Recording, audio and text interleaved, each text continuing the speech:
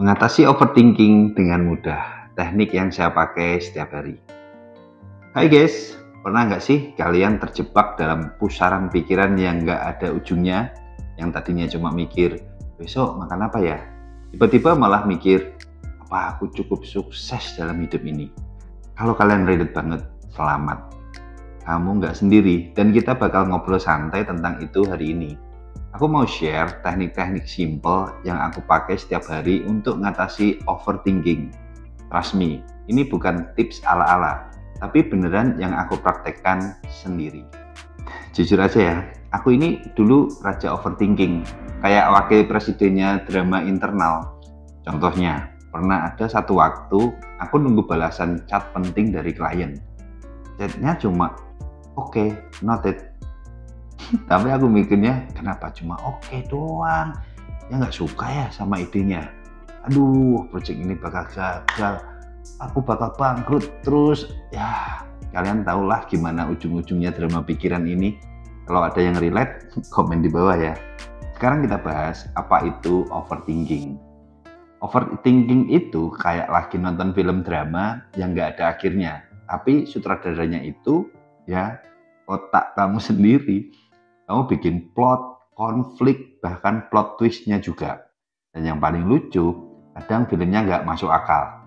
Misalnya, kamu mikir, kalau aku salah jawab di meeting besok, bos bakal marah, aku dipecat, terus jadi pengangguran, terus nggak bisa bayar cicilan rumah, akhirnya tinggal di hutan.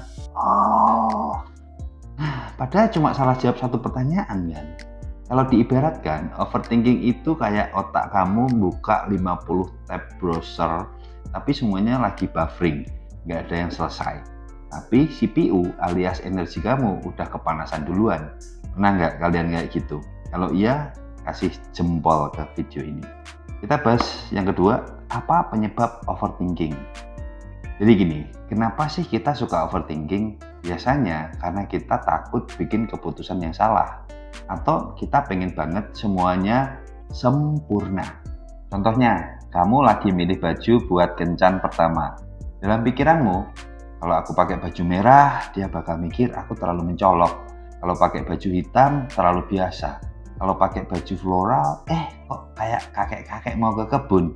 Akhirnya, kamu telah datang ke kencan gara-gara sibuk mikir baju. Asik banget kan? Pernah juga nih, aku mau kirim email penting ke bos. Sebelum klik send, aku baca ulang isi emailnya sampai 10 kali. Aku takut salah ketik, takut kalimatnya terlalu formal, atau malah kurang formal. Setelah berjam-jam galau, aku akhirnya kirim email itu. Dan tahu nggak, dia cuma balas, oke. Sebenarnya, bosku nggak peduli selama pesannya jelas. Tapi aku yang buang waktu mikirin hal-hal nggak penting. Kenapa overthinking itu berbahaya? Overthinking itu nggak cuma bikin capek mental, tapi juga fisik. Menurut penelitian, terlalu banyak overthinking bisa bikin kamu susah tidur, stres, bahkan mempengaruhi kesehatan tubuh. Bayangin deh, kita capek bukan karena aktivitas fisik, tapi karena otak kita terus-terusan mikir hal yang belum tentu kejadian. Sekarang kita masuk ke bagian tekniknya supaya kita nggak overthinking ya. Pertama, menulis pikiran. Guys, pernah nggak sih pas lagi overthinking, kepala rasanya penuh kayak mau meledak. Semua pikiran numpuk, tapi nggak ada jalan keluar. Aku dulu sering banget ngalamin ini. Sampai akhirnya aku nemu satu teknik yang kelihatannya simple, tapi efeknya luar biasa. Menulis pikiran. Yes, journaling. Kenapa menulis pikiran itu ampuh? Nah, bayangin nih, otak kita ini kan kayak hard disk ya.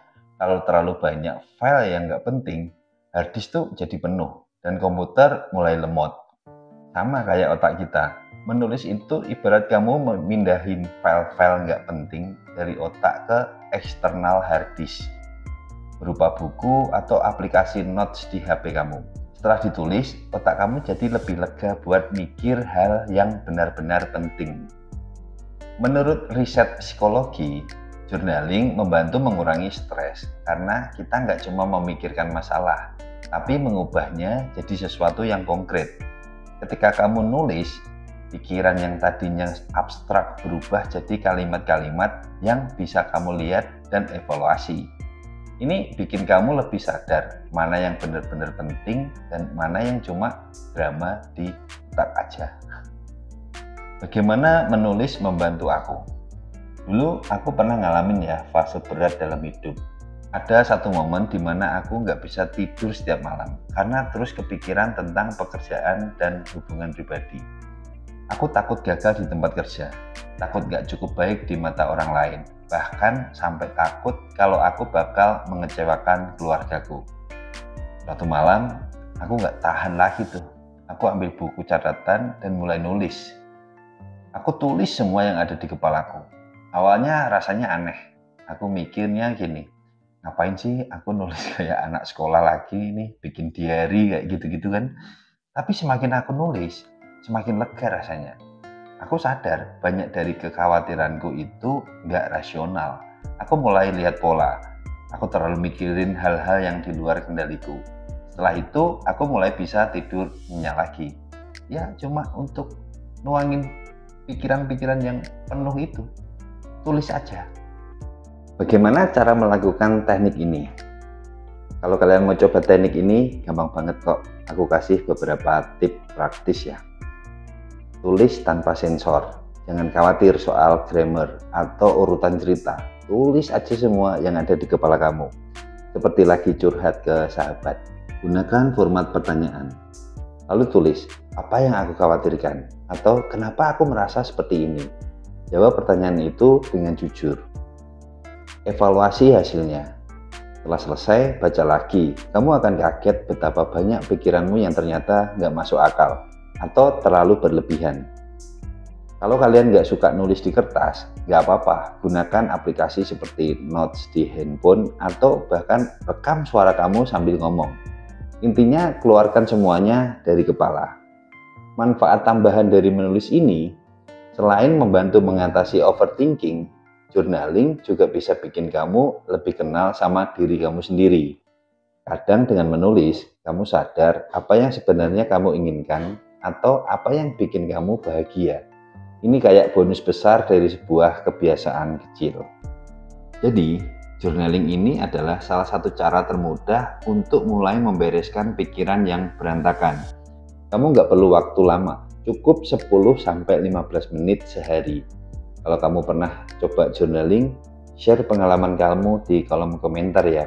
Aku pengen tahu apa yang paling membantu kamu. Sekarang kita masuk ke teknik kedua. Fokus pada hal yang bisa dikontrol. Overthinking itu sering muncul karena kita terlalu sibuk mikirin hal-hal yang jujur aja di luar kendali kita. Contohnya gini, kamu lagi nunggu jawaban penting dari bos. Tapi daripada fokus siap-siap kalau ada feedback dari bos, kamu malah sibuk mikir, kalau dia nggak suka jawabanku gimana?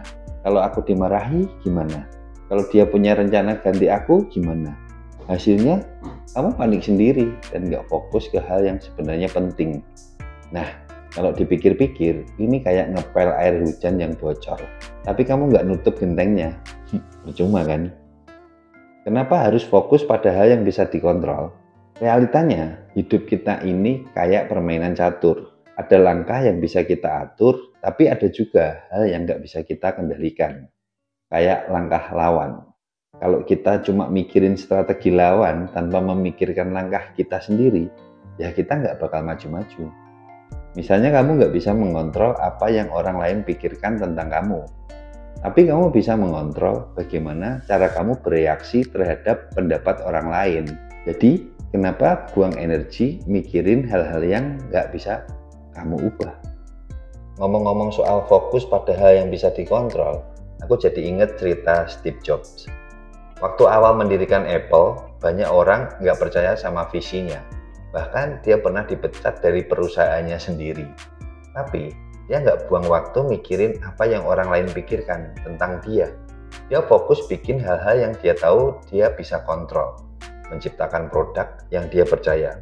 Hasilnya, dia kembali ke Apple dan membawa perusahaan itu jadi raksasa teknologi seperti sekarang. Bagaimana cara menerapkan teknik ini? Cara menerapkan teknik ini gampang kok, tapi memang butuh kesadaran dan latihan. Ini beberapa langkah yang bisa dicoba. Buat daftar, tulis semua hal yang sedang kamu pikirkan atau khawatirkan. Pisahkan jadi 2 kolom. Kolom pertama, hal-hal yang bisa kamu kontrol. Kolom kedua, hal-hal yang nggak bisa kamu kontrol. Fokus di kolom pertama. Lupakan kolom kedua. Misalnya, kalau kamu khawatir soal hasil interview kerja, fokus aja untuk mempersiapkan jawaban yang baik dan sopan. Soal apakah perusahaan bakal terima kamu, itu nggak ada di tanganmu. Nah, latih dirimu setiap kali kamu mulai overthinking. Ingatkan dirimu untuk kembali ke daftar tadi. Manfaat fokus pada hal yang bisa dikontrol. Dengan fokus ke hal yang bisa kamu kontrol, kamu nggak cuma mengurangi stres, tapi juga jadi lebih produktif. Kamu mulai punya energi lebih untuk mengerjakan hal-hal yang nyata dibanding buang waktu untuk khawatir.